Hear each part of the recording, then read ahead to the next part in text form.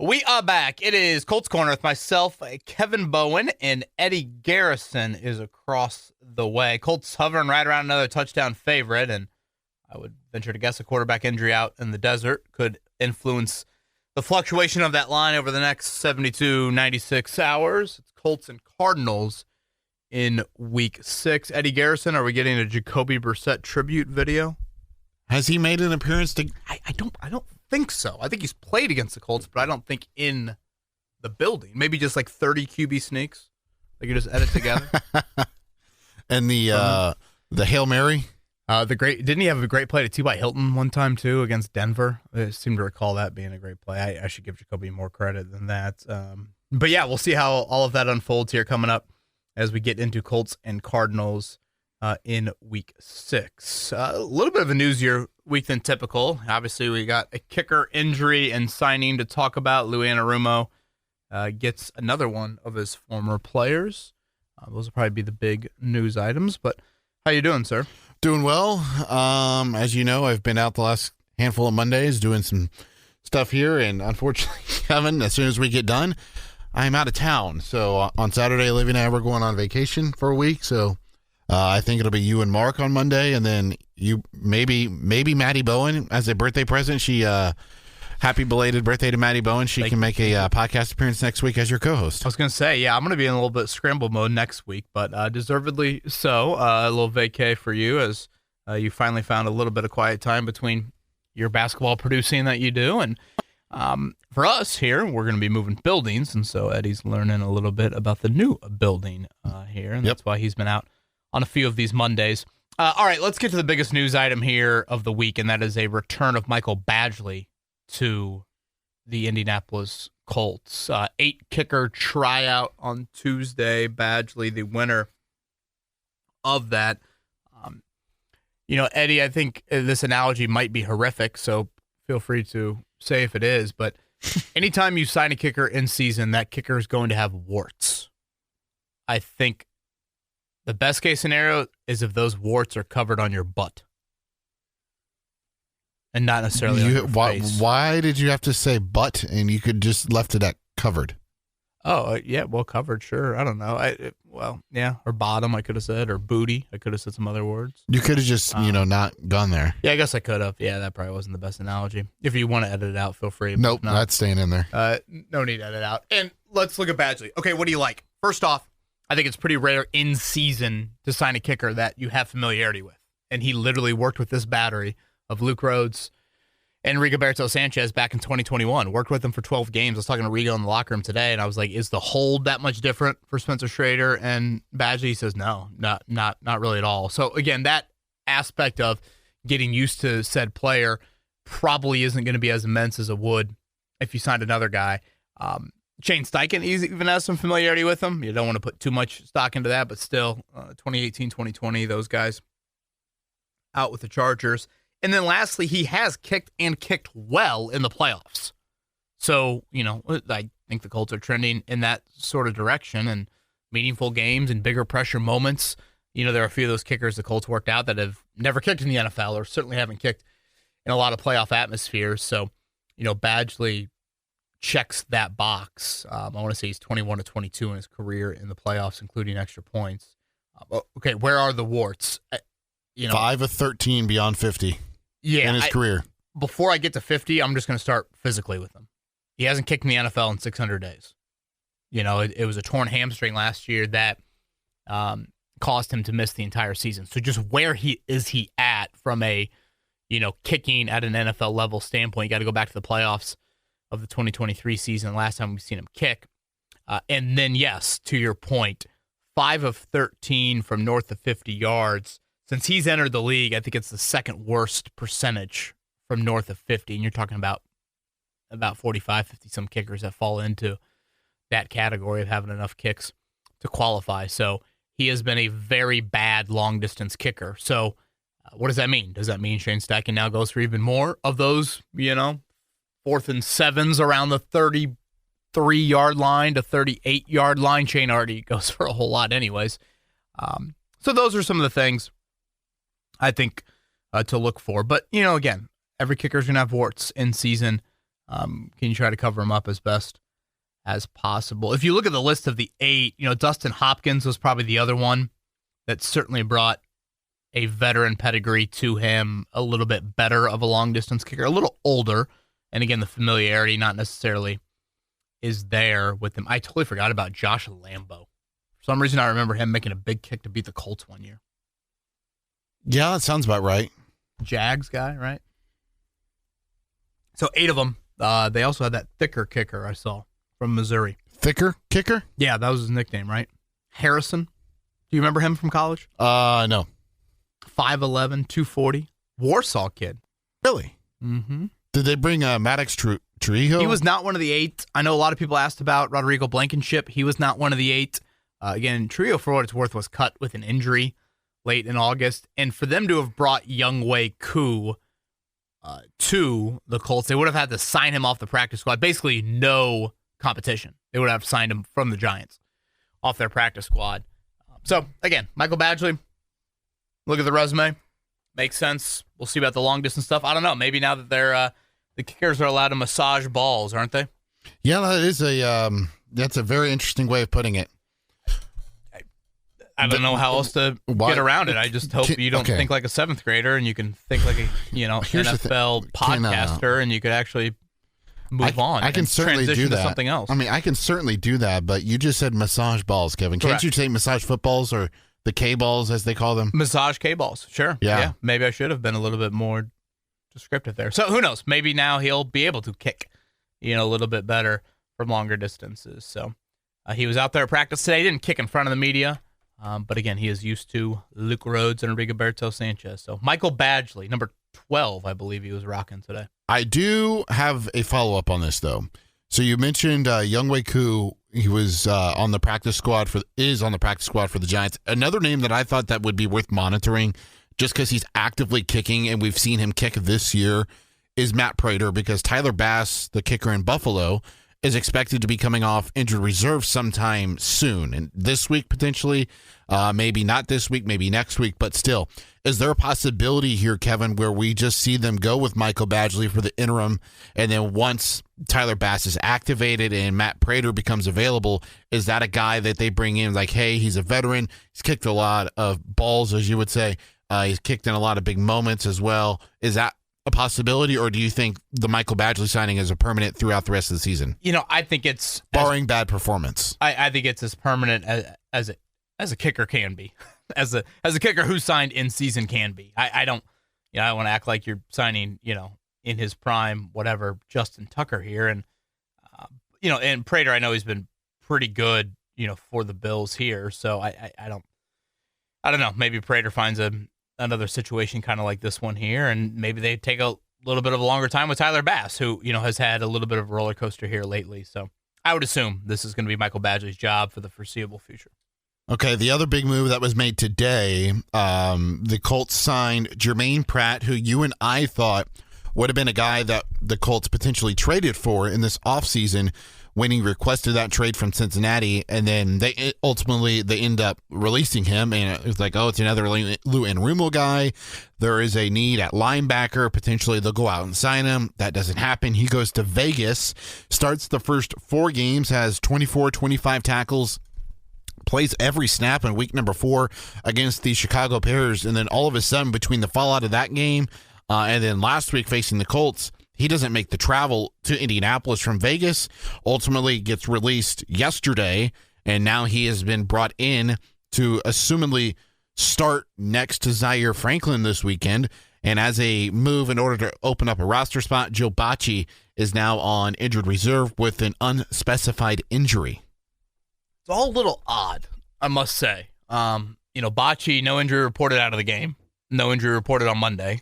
Shane Steichen said nothing in the press conference today, and then like 20 minutes after the press conference gets over, it's like, oh yeah, here you go, Joe Bacci's going on IR. So, yeah, I don't know exactly what was going on there. Obviously, as you said, we've mentioned the Pratt name a whole lot.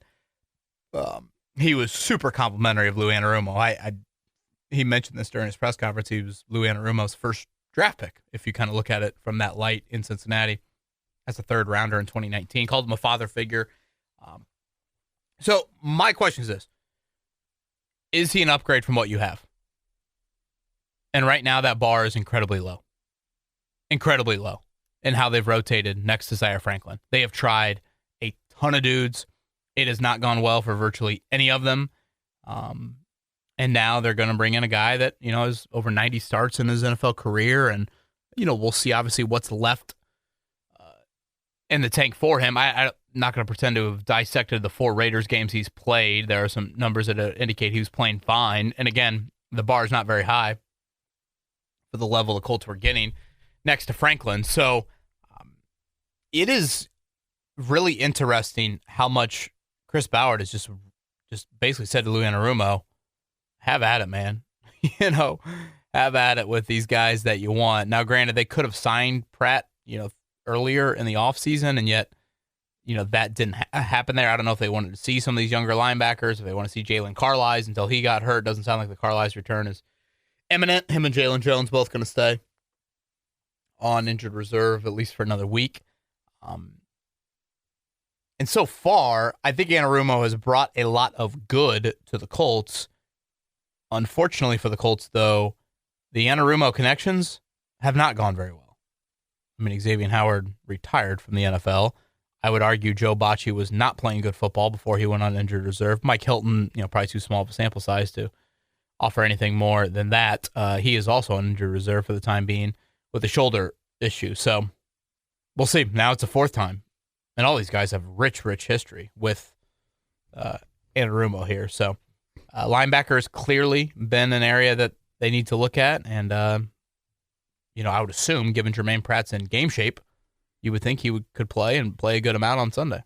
Yeah, and then as it pertains to just injuries in general for the Colts, Kevin, do we know anything as to whether or not Kenny Moore will – do we have an inclination on whether or not he will suit up on Sunday? He was not practicing today when we were out there. Okay. So I would think no, just given he's already missed 2 weeks. I would think you would want a full week of work. And again, the Achilles, being the nature that it is. Now, Shane Steichen acted like he was going to do some field work. I don't know. Maybe he did that before we were out at practice. Is 2 days enough? Part of me thinks no, but granted, Kenny is a veteran here. So if not, I assume that's Chris Lamons. We'll see if the injury report comes out during this podcast as we record, Eddie. Typically it does. Alec Pierce was in a blue jersey. So again, you would think he needs definitely a full week after last week to play. Grover Stewart, good news on that front because I think, he's obviously one of the more indispensable players. Bicep injury, he was practicing.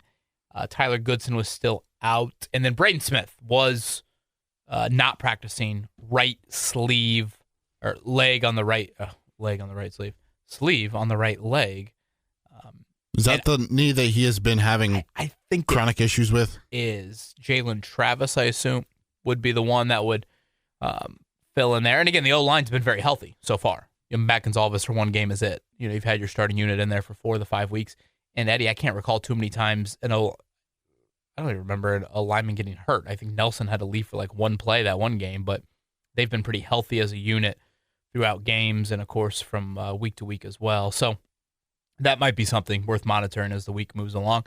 And, we'll probably get into it a little bit more with Arizona, but obviously Kyler Murray's situation is a big one. One other item I wanted to point to, Eddie, before we get into a little bit more on the Arizona discussion.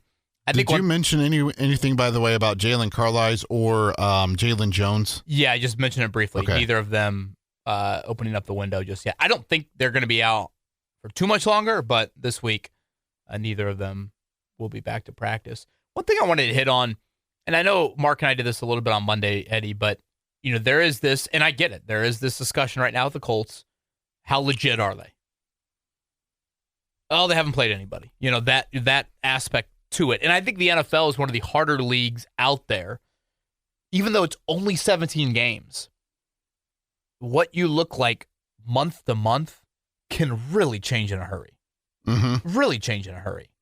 You go back to that 2019 season, they were 5-2. And then they ended up only winning 7 games.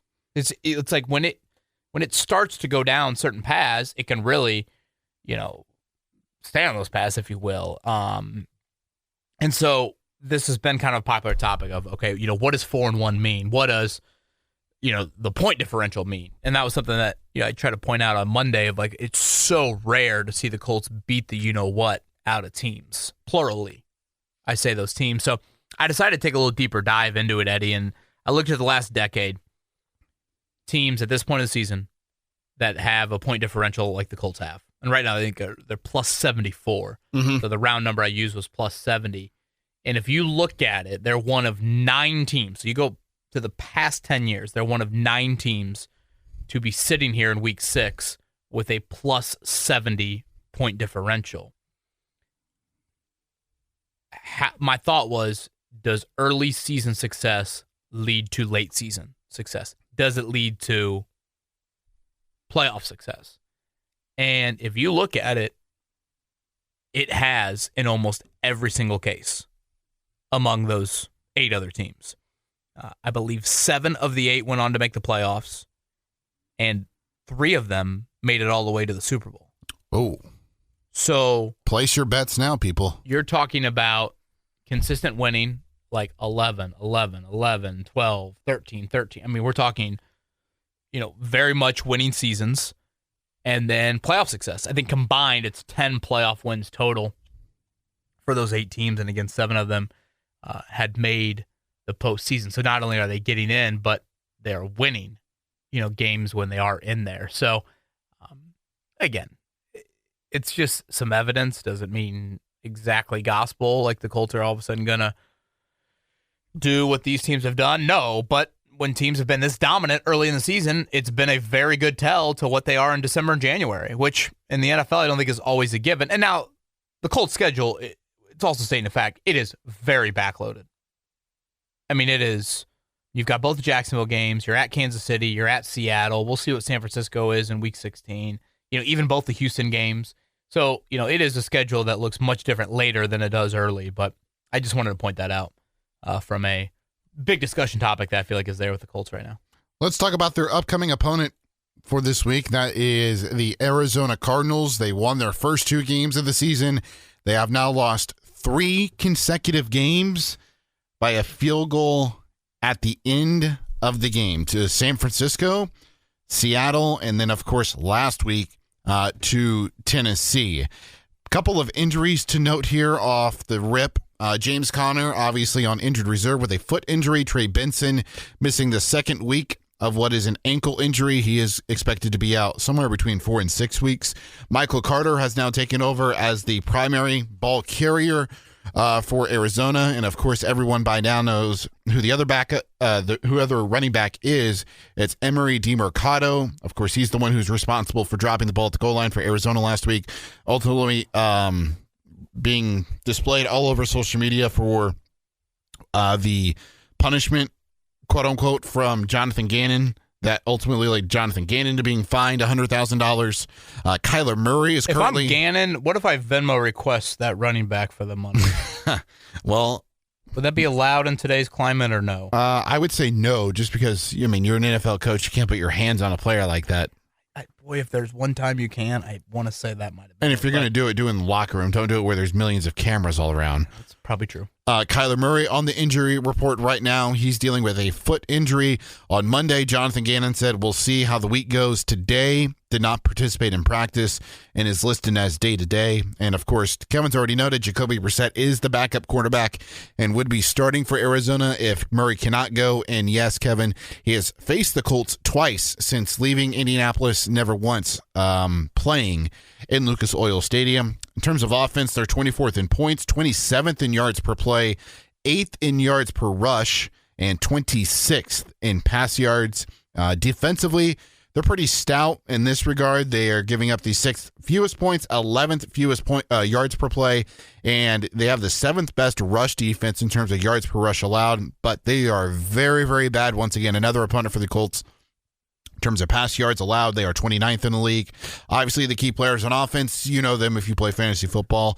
Marvin Harrison Jr., Trey McBride, they have 49 of the team's 110 receptions, 74 of the team's 158 targets. So if the ball is being passed, half the time it's going to be one of those 2 players. Defensively, only 4 players have a sack on the season for Arizona. 2 of them have more than 1. Calais Campbell has 3, and the team's leading sack man is Josh Sweat, of course, formerly with the Philadelphia Eagles. He has 5. Budda Baker in the secondary is a safety that'll be fun to watch on Sunday to see how they utilize him. And then Will Johnson is their primary corner that they just drafted out of Michigan. And as a total, only 3 interceptions for the Arizona Cardinals defense. Boy, they've had some crushing losses. I would argue their point separation is probably the smallest in the NFL because I think both their wins are by 1 score as well. So it's been quite the 5 weeks for them. If anybody watched the end of the Arizona game, it was one of the worst, the Titans game, that is, Arizona-Titans game. It's one of the worst losses I've ever seen. You got the interception, then like picture the Denver Colts game, but even like just more of an excruciating collapse. I still don't understand how that was a pick because he got the 2 feet down and then didn't maintain control through the ground. If that would be qualified as the football move, but all of it was wild. Obviously, Kyler Murray's foot is a huge discussion topic. And 1, will he play? And then 2, will he be confined to just being a pocket guy? Because at that height, if you're confined to just being a pocket guy, how many balls do you think Grover Stewart's going to bat in the air to allow to? Well, and how does that impact your rushing effectiveness? Sure, 100%. Because now you can just simply sell out to stop Michael Carter.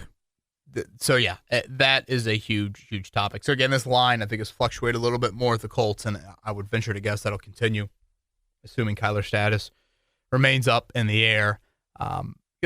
The Trey McBride storyline is a big one because the Raiders didn't have anything at tight end. They were down both Bowers and Mayer. What does a good tight end do or test for these Colts linebackers? Their defense is extremely exotic, and you have the big-time Philly connections with Jonathan Gannon, with Shane Steichen, Nick Rales, their defensive coordinator, someone that Shane holds in high regard. So that's just kind of a game within the game. We'll see how Marvin Harrison Jr. plays in, of course, a building that his dad had some fond memories, probably more across the street than anything. But, he, I think, finally kind of got going a little bit more last week. So, Arizona is reeling. 3 in a row, 10 a.m. kickoff time. Again, if you can get on them early, what can that do? Not the most household name defensively, but as you pointed out, I think they have been better defensively than they have offensively this season. So it'll be Kevin Kugler, Daryl Johnston, the Fox crew. We'll see if everyone behaves on Friday night here in Indy and Saturday night here in Indy. And 1 o'clock right now, 6.5 point spread. This one. How would you handle Trey McBride? Would you go 3 safeties and ask him, invite him to, hey, that's your guy. Go cover him. Part of me kind of looks at Nick Cross too. I kind of like Nick's physicality a little bit. I would look there. Is this something where you kind of look at him and say, hey, let's do some bracket things and, hope that Mooney Ward kind of takes care of Marvin Harrison Jr. So I think that will be a big, big storyline for this game. Another big storyline, Kevin, will be how many snaps does A.D. Mitchell get versus Ashton Dulin after the professionalism that Dulin displayed in that game last week against Vegas, and quite frankly, the amount of times that they have turned to him over the course of the last handful of years and in those situations, and he's been productive. Yeah, and to me, I think we touched on this a little bit Monday, but I don't see the need to carry the punishment for another week, i.e., have him, be inactive if Pierce was dressing, or, banish him to only playing in the fourth quarter of a blowout. I'm fine with him sprinkling in a couple snaps even in the first half. But if you are going to have to rely on a third outside wideout, I guess, assuming Pierce can play, then I still think it should be Dulin. That's kind of how I view that situation. But Shane was very non-committal again today. He basically gave the same quote that he gave last week. So in regards to A.D. Mitchell. So that's very interesting. Read into that what you will. Now, he was a guest on the morning show earlier this week, right? With you, James Boyd, and Jeff Rickard. Dulin was, yes. You want to get to that? Yes. Look at that. I was wondering where you're going with that. This was our conversation with Ashton Dulin from earlier in the week on the Fan Morning Show. Ashton, you strike me as a dude that doesn't get tired. You just played a career high in offensive snaps. Are you extra tired this Monday morning? Body definitely feeling a little bit, but hey, that's what I signed up for. 7 years been used to, so nothing new. So no thought to go to the old oxygen after the kick return. I literally would have been on the bench for the next 10 minutes, and you just run back to the offensive huddle. It's actually funny because a couple of guys were like, hey, you want to get no oxygen? I was like, man, I didn't even think about it. I probably should have taken hindsight, but probably next time. Ashton, when you look at what your offense was able to do overall, why do you think this group is clicking at a rate that we just haven't seen for a team that once had Peyton Manning? I mean, you all scored on 6 straight possessions, and not just scored, you had 6 straight touchdowns. Yeah, man, I think it's just a testament to, how prepared everybody is from, to the quarterback position, O-line, running back, tight end, receiver. Everybody's locked in and dialed in on what the game plan is and what their job is doing every given Sunday. So I think when you can click on a high level like that, you get the results we're getting. After the game, Shane Steichen described you as being tough and gritty. Would you agree with that assessment, and how would you describe just your path from, Malone, which no longer has a football program at that, university, to now being, on your second contract? I believe it might have been second or third contract in the NFL as an undrafted player. Yeah, I think that's a fair description. I try to pride myself on, doing whatever it is the team asks of me, and doing a high effort. So, I've been doing it for 7 years now. It's been blessed to be at 7 years now. So I'm just got to continue to do that and just stick with it. All I know is I want Ashton Dulin on the radio station more. This deep voice on a Monday morning, I'm all about that, man. I dig that. But we also want to know, talk us through what it's like in the huddle with Daniel Jones right now. We're all kind of getting to know him a little bit. You guys get to spend every single day with him. Why is he successful here? What's going on, and what do you see? He attacks every day the same as far as how he prepares, and he's in the building early. He was the last one to leave. I might air him out for this, but he might show up to a dinner a couple 15, 20 minutes late just because he's breaking down film still coming from the facility. So we might give him a little stuff for that. But he prepares in the right way, and he comes into work. He leads the right way. He leads by example. He's a great guy to have in the huddle. Ashton, when you kind of agreed with, Shane's assessment of, gritty, work ethic, et cetera, what's that rooted in? When was that kind of instilled in you from I assume, a younger age? Yeah, for sure. I've been in sports since, 4, 5, 6 years old. So the competitive nature is there for sure. That's just something I've always, kind of prided myself on. But, to be a part of a team like this, kind of everybody has that grit and that grind. So it's kind of contagious around the facility and the building. When you see somebody else doing it, you kind of want to pick your play up too. So just to have that, it's great to be around.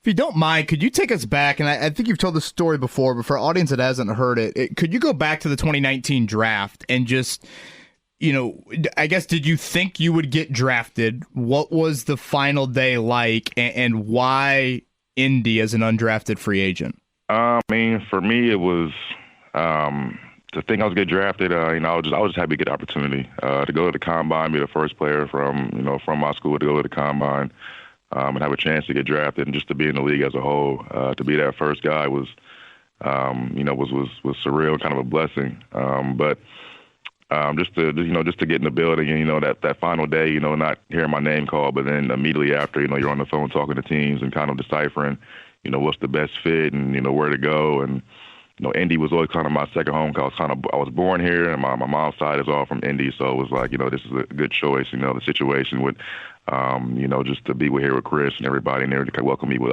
welcome arms, open arms. They were like, just come in and work and earn your spot. And that's what happened.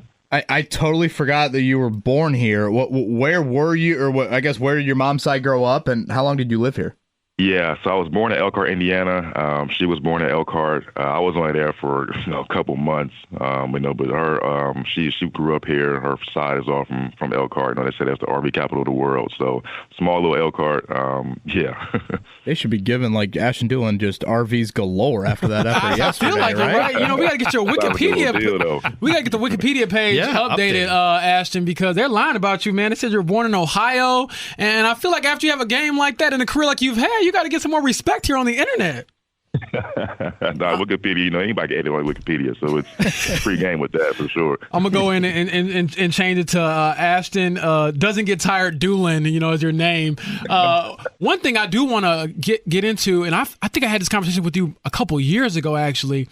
So can you describe your football career pre-Malone? Because from what I understand, and this was self-admitted by you at the time, you weren't always maybe the best student or whatever, and didn't play a lot of organized football growing up. So can you take us down memory lane a little bit and also explain what the shift was, what your pivot was to taking football more serious and obviously getting to where you are today? Yeah. So I mean, so obviously I played throughout Little League, junior, pee-wees and middle school, junior high.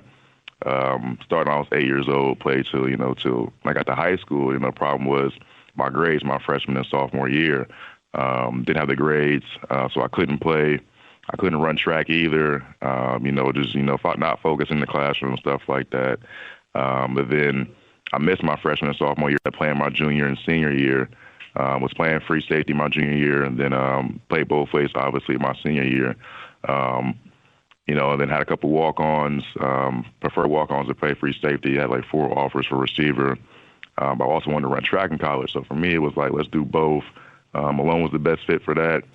And then, played out from there, got recognized by scouts, and here I am now, 7 years later. That's crazy. And from what I understand, Malone is in Canton, Ohio, so you're like right next door to the Hall of Fame. So what was that like? Did you ever think, when did it become realistic for you, like, I can probably make it to the NFL? And how much of it was a reminder of, how much it takes when you got the Hall of Fame, right next door? Yeah, I mean, we played in the stadium, so just to play there every Saturday was kind of dope.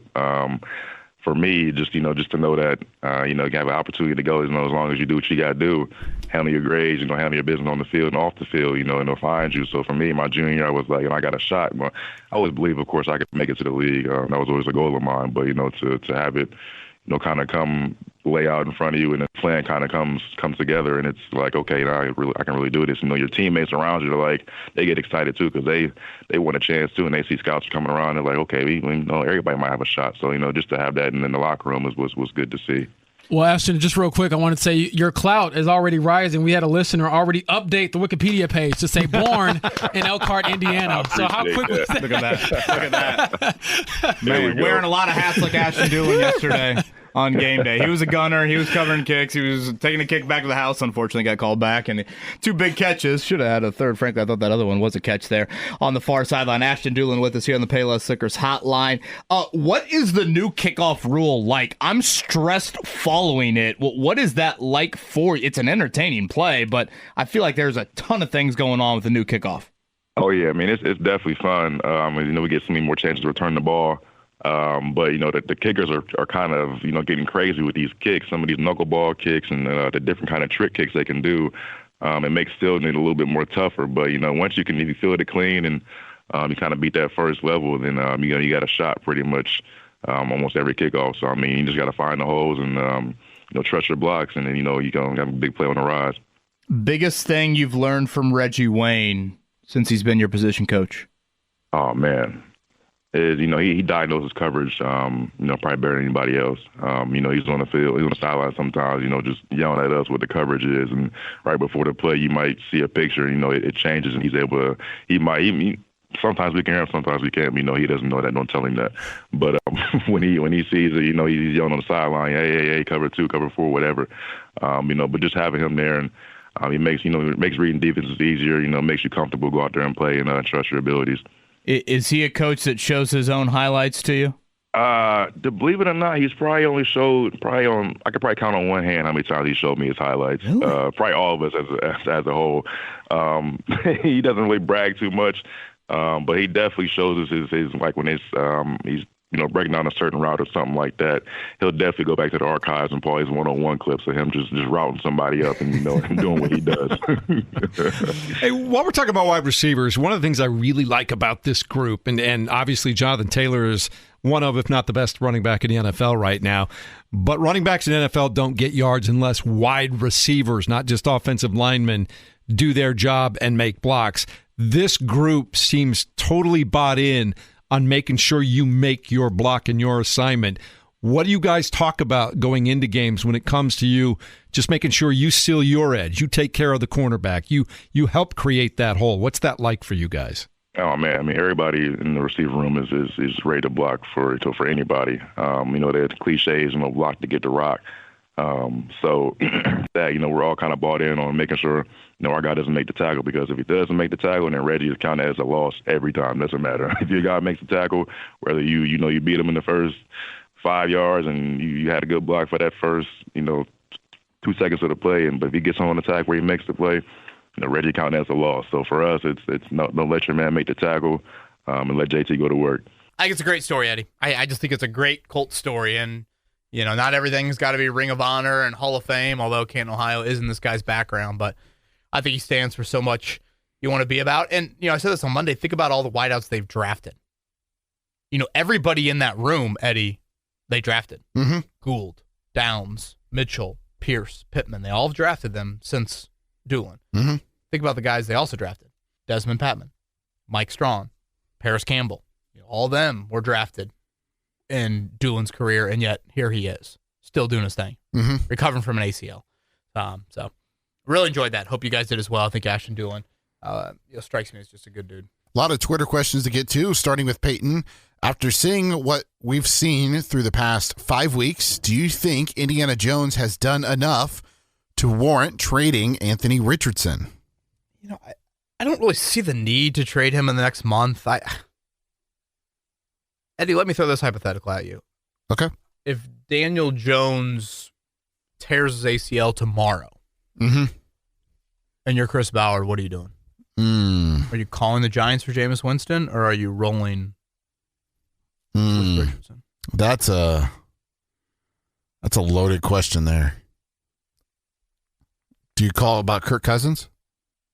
I forgot about Kirk. Yeah,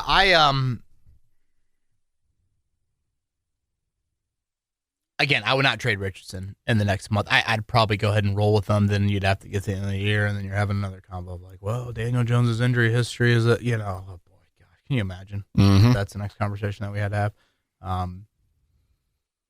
I just don't really see a strong appeal into trading Richardson right now. Like, let's play this out. If you were the Giants and Richardson was Russell Wilson, so Jackson Dart is starting, Richardson would be the backup, and Jameis your third stringer, then I could maybe see trading Richardson, but that's not the situation here with Riley Leonard. So I'm fine with it. Is trade value really going to change that much in 3 weeks? Again, teams trading for Richardson right now are not trading for him necessarily to come in and do what Joe Flacco's doing in Cincy. No. They're thinking a little bit more bigger picture. So, but again, we already saw a couple trades, and we're still a month away. I mean, it's early November, the trade deadline. Again, Ballard has never been a big in-season trade guy at all. Nyheim Hines really was I want out. I think it's the only in-season trade in the whole Ballard era.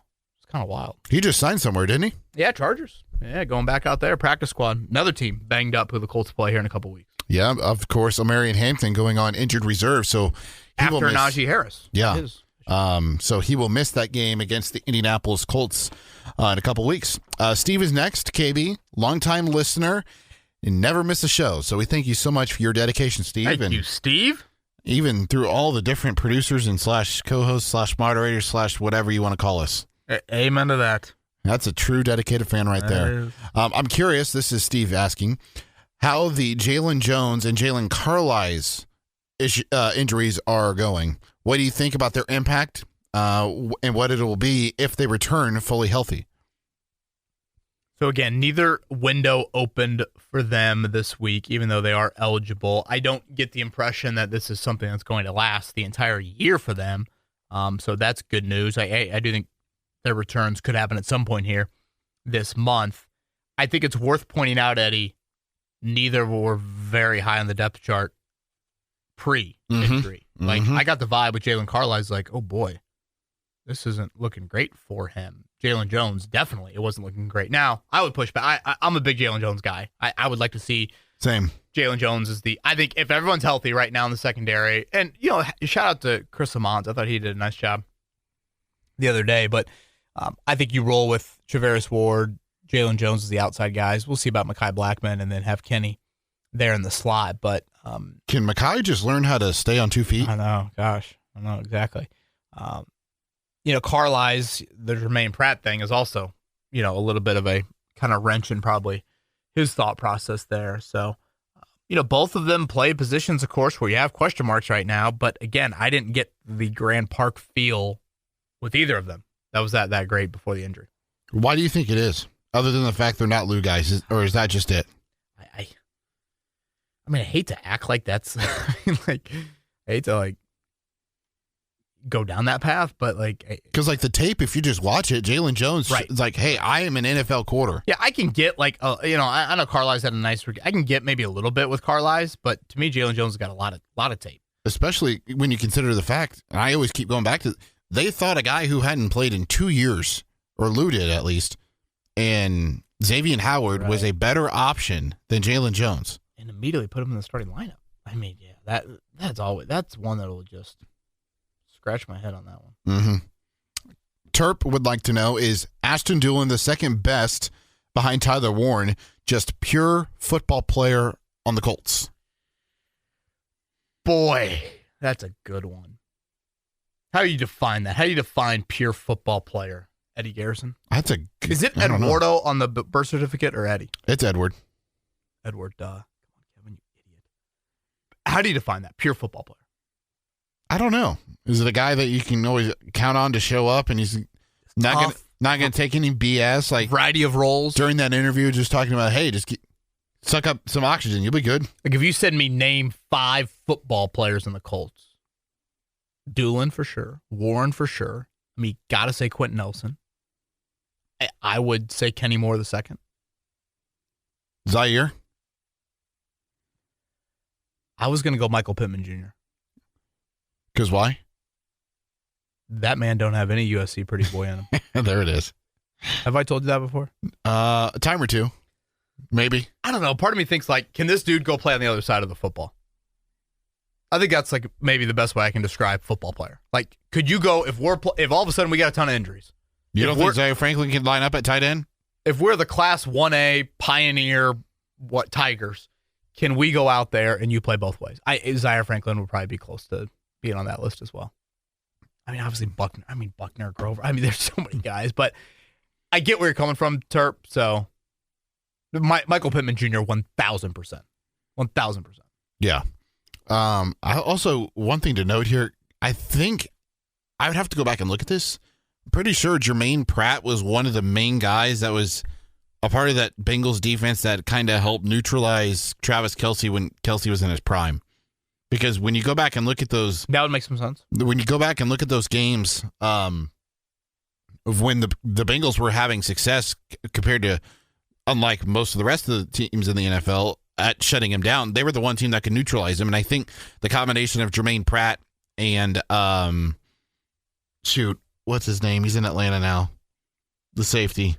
Jesse Bates. The Fort Wayne kid. Yeah, Jesse Bates. Yeah. The combination of those two were able to neutralize Travis Kelce, and potentially that could be the game plan if they can get everyone up to speed Certainly. on Sunday for Trey McBride. And you will see some better tight ends here in the next month or so. That is true. Cameron would like to know, what are the odds that Chris Ballard makes an in-season move for an edge rusher or a linebacker? Well, we've already seen the linebacker now, Cameron, so timely question. Cameron adds, team looks really good, but has obvious holes. Yeah, I'll go back to what I said earlier, Cameron, about the lack of in-season trades with Ballard. It's kind of wild. 8 years as a GM, and we've only seen the Hines one, and the Hines one, I wouldn't call it an outright sell, but it was more of Nyheim Hines wanting out than anything. So I feel like in-season trades are just harder, though, because you've had all this camp and stuff. Sure. But again, you would think in 8 years you'd have more than one. That's true. Now, I mean, devil's hell, the advocate might Bengals say, just made their third one in franchise history. The second one came last year. really, from an in-season standpoint? Yeah. I get that they are rarer in the NFL than they are in other sports, but still, you usually see a handful around the league each year. Obviously, you think back to the Ballard 10-year, they've really never gotten off to a good start outside of 2019? Again, 2019, you were 5-2. Now, that was the year that you probably felt like, if you were going to be real critical of your evaluation, 5-2 was a little bit fool's gold. Clearly, that's how it played out. Whereas at this point, to me, 4-1, go back to what I told you a little bit earlier, Eddie. Of the 9 teams over the past decade that have started with this point differential, almost all of them have gone either A, into the playoffs, or B, won a playoff game. And 3 of them went to the Super Bowl. Yeah. So if you believe that, and Ballard is a huge point differential guy, he believes that is a strong indicator of how good of a team you are. Does that lead him to think, hey, we need to put a few more chips into the middle of that table? Yeah. Now, they traded, a 6th for Blackman, right? So they have everything else in that draft. Mm-hmm. Mekhi Blackman was a 6th rounder, so they have the 5th, they have the 7th. Obviously, they have 1, 2, 3, 4. I mean, that'd be quite the move to trade 1, 2, 3, or 4. But yeah, I don't know how many times Ballard. He certainly has not been in this situation many times in his tenure. Right. Does he act differently? He acted differently in free agency. Yeah.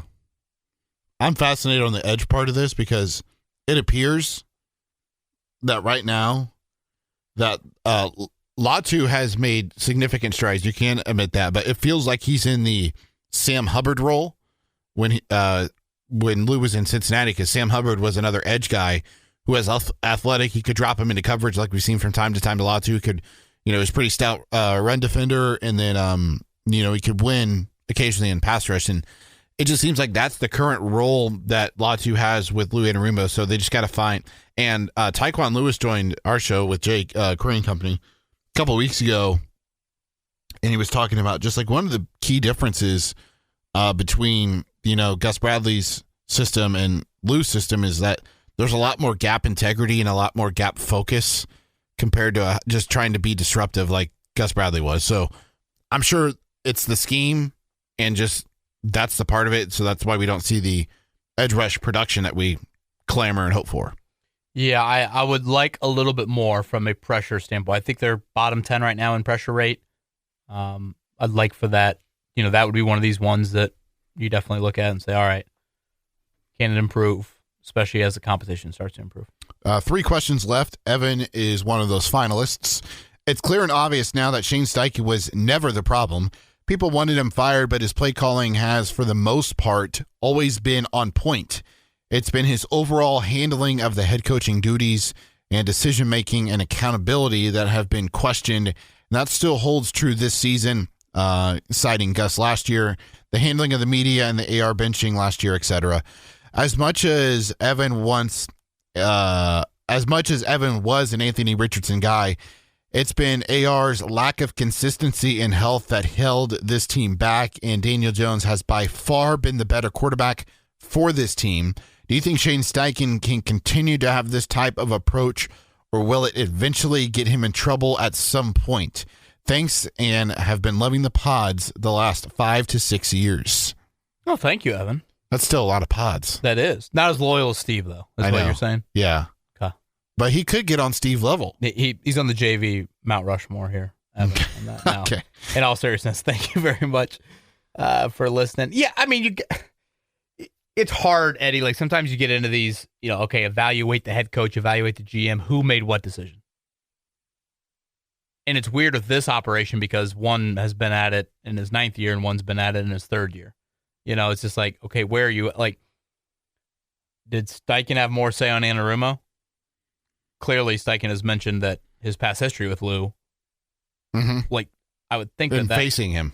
Right, correct. I think that was his hire. And then, I don't know, do you look at Shane's history with, Daniel Jones in the NFC East? Did that kind of push it? I don't think there was direct ties with Chris Ballard. You go back to Shane was blown away at his college visit. Of course, Alex Tanney was on the Giants pass staff, game yeah. coordinator, right, for the Colts or something like that. Right. And I know Shane was really blown away by Daniel's acumen in the college visit that they did. That would have been when he was with the Chargers, of course, but when they went to Durham to visit with them. So part of me is like, well, you're just,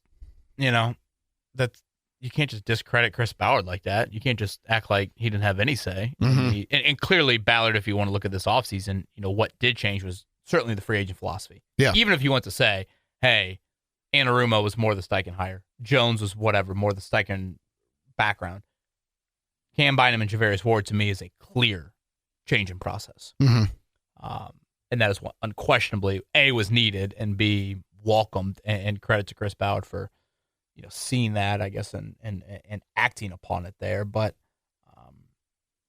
and I mean, there is part of me with like, how much and how quickly, if at all, will we see Carly Ursay-Gordon put a stamp on things? Mm-hmm. Good, bad, indifferent. Or is it simply all I care about is what happens on that football field? Or has she already made her stamp on things and we just don't know it yet? Right. I guess I mean a public stamp. I don't. Yeah, behind the scenes, who know? Obviously, sadly, when free agency happened, her father was still alive. Right. So so some of those mandates potentially, likely wouldn't have happened at that point. Because when you get the new boss, Eddie, it's like, should we all be scared?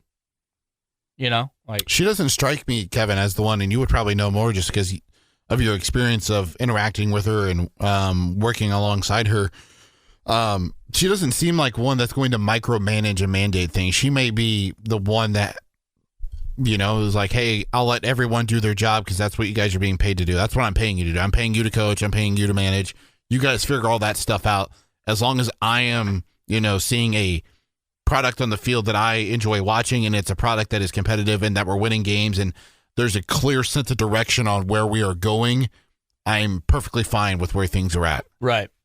And again, how much of that is like, yes, I'm not going to micromanage, but I also am going to critically evaluate, and just not do it in a very demonstrative manner. Injury report, the DNPs, Tyler Goodson, Tyquan Lewis, illness, Kenny Moore indeed did not practice. And then Braden Smith, just a rest day. So good news there for Braden Smith, even though he had that sleeve on the right leg. Full for Alec Pierce, full for Grover Stewart. So good news. Grover Stewart, of course, dealing with the biceps, plural? I'm always confused by that. Does that mean both arms? You only have one bicep? I thought it was one bicep and two biceps.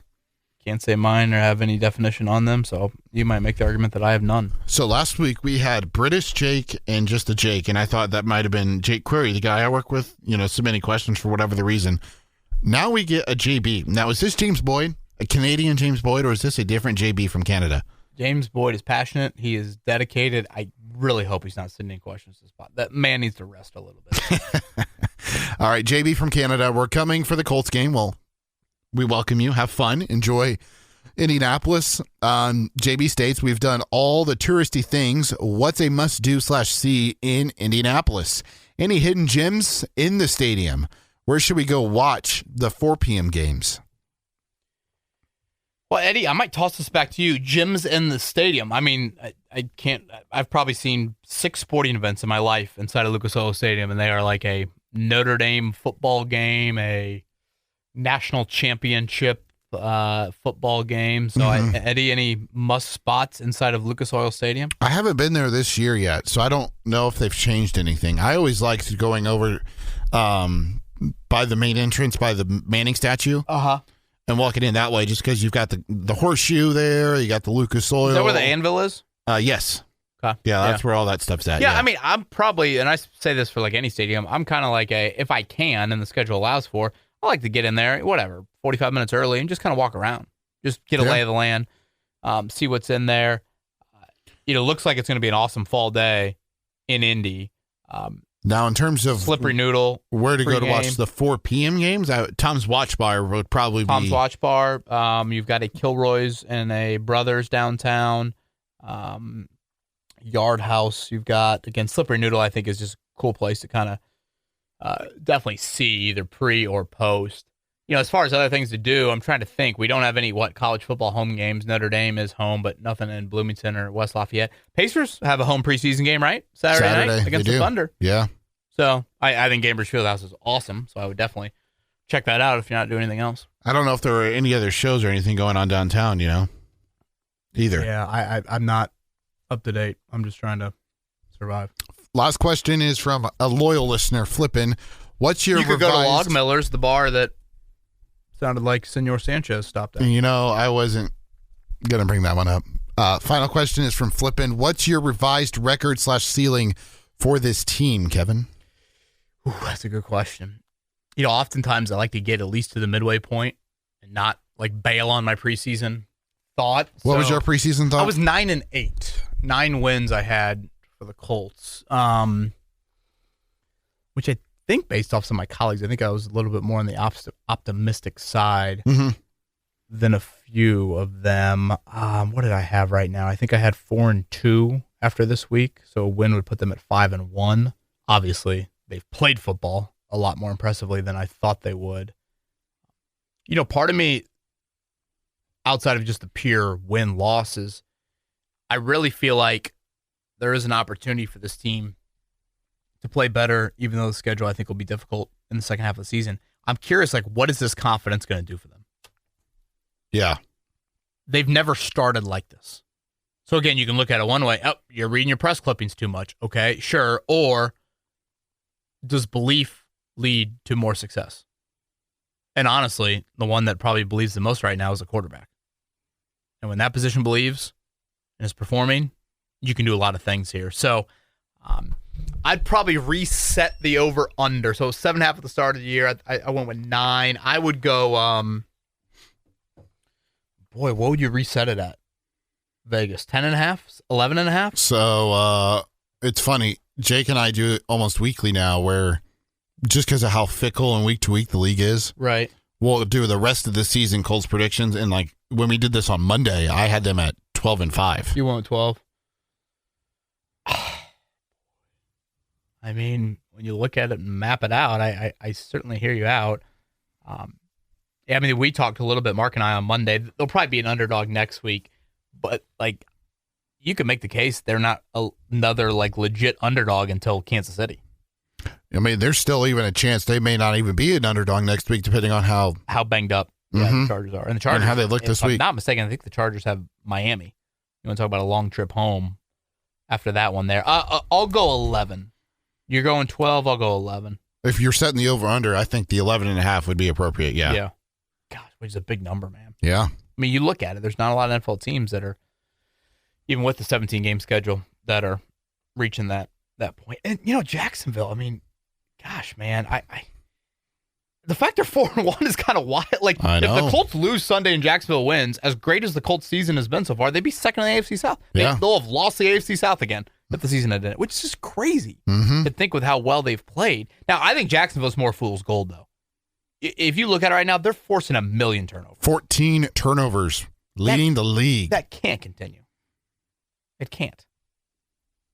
But hey, credit to them for Monday night. That was a wild one, and I get that was one of the more entertaining games I've seen here. Prediction time, Kevin. 23-16 Colts, and frankly, if Kyler Murray doesn't play, it'll be bigger than that.